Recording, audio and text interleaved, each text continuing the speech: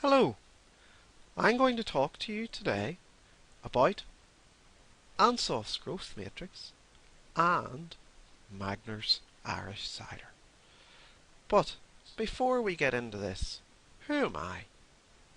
Well, my name is Stephen McNamee, and I thought I would give you a brief introduction to who I am.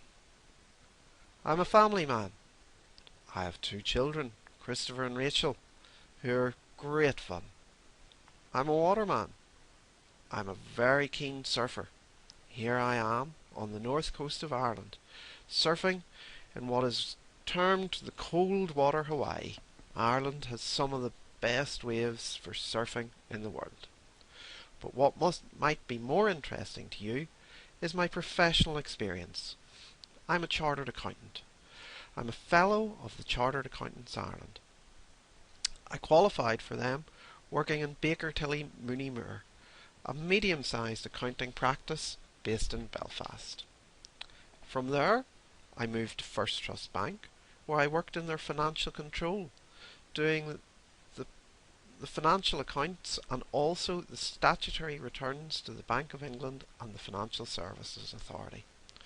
From there, I moved to Invest Northern Ireland, an economic development organisation where we had to appraise business plans to see if they warranted government funding.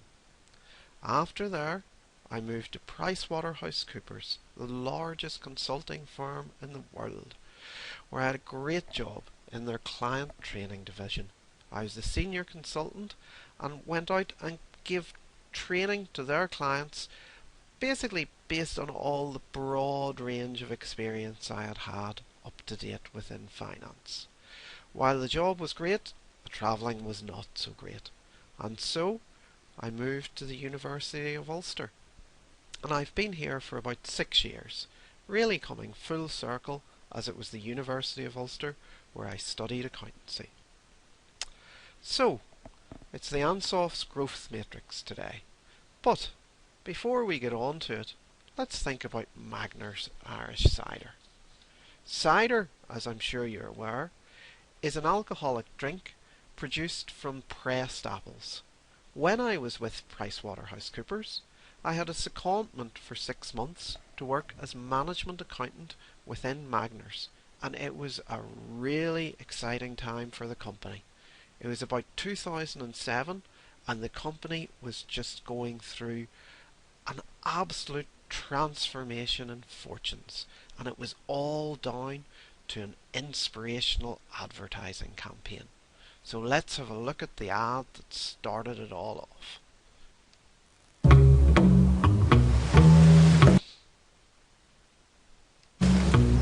Sunshine came softly through my window today.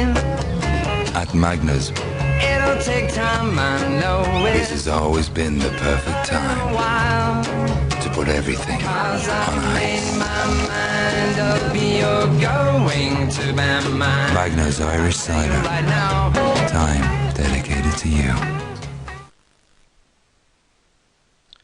So that ad transformed Magner's fortunes. It absolutely changed people's perceptions of Ireland. Of cider, sorry. It went from being considered the drink of teenagers and tramps to being hailed as the new Chardonnay. Magner's managed to reposition themselves as a premium brand. But what did it do for their sales? How did they do based on this? Well, from 2005 to 2006, they had a 130% increase in sales volume. From 2006 to 2007, it was a 230% increase in sales volume. Absolutely phenomenal.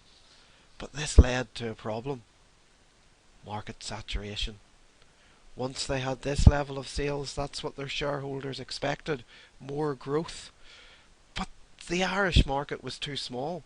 They had already reached saturation within the Irish market. So what did they do?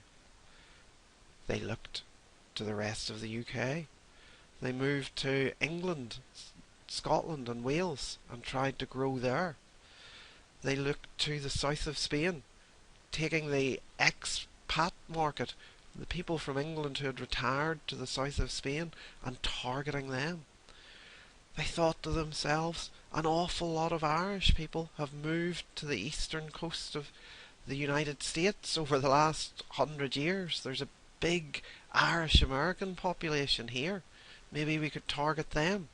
So they expanded geographically. And they also at the same time said, what other brands could we bring in? So they developed Magners Light, a low-calorie cider aimed at the female market. They rebranded. They had a brand called Ritz Pear, and they rebranded it to Magners Pear in order to get the benefits of the Magners brand. They developed a new product, Magners Berry.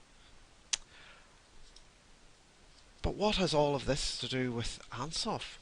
Well, if you think of it, Magners started off quite small, and they just grew their existing products within their existing market until they reached saturation. After that, they had to go to new markets, where they had to develop these new markets in the UK and Spain and in the US. From that, they introduced new products, the Magners Light, the Magners Pear and Magners Berry. You'll notice they did not diversify. Why did they not decide to go into some completely new, completely unrelated field? Well, they thought it was too risky. They said, we know the brewing process, we know bottling, we know distribution, we know the advertising for the brewing process, but we don't know other industries, so we're not going to go there. Diversification can work, however. We see with Virgin Atlantic, Virgin Mobile, Virgin Megastore, all different businesses, but Virgin say, we know business, and business is business. EasyJet, they diversify too, as well as being a low-cost airline. There's Easy Hotels, there's credit cards from EasyJet, and they say they know how to manage costs, and they can do any business, and they can make sure the costs are managed. But what about Magners? Has their fortune grown since 2007? Unfortunately not. Their sales volumes went down. But why is this? They had the product right, they had the marketing right, they had new geographical markets. Well, Magners, the time to cool down, put everything on ice, drink it in the sun. They had very specific advertising campaign. In 2008, it rained and it rained and it rained. Same in 2009, same in 2010. We had a run of terrible summers, and people just didn't associate Magners over ice with a cold, wet day. It started to come back again in recent years, but they were really hit hard by that spell of bad summers. What you will notice is what I have done is just given you my observations on Magners and related it to the Ansoff's product matrix. And this is really what Ansoff did. He didn't sit at home in some office somewhere and dream this up. He observed what had happened to other real-life companies and said, if this is how Company X expanded, maybe you could do the same. And that's what makes it so powerful. It's a real-world observation of how successful companies have expanded. But we have one last thing. Why I drink Magners cider? Well, really and truthfully, I just like the ads.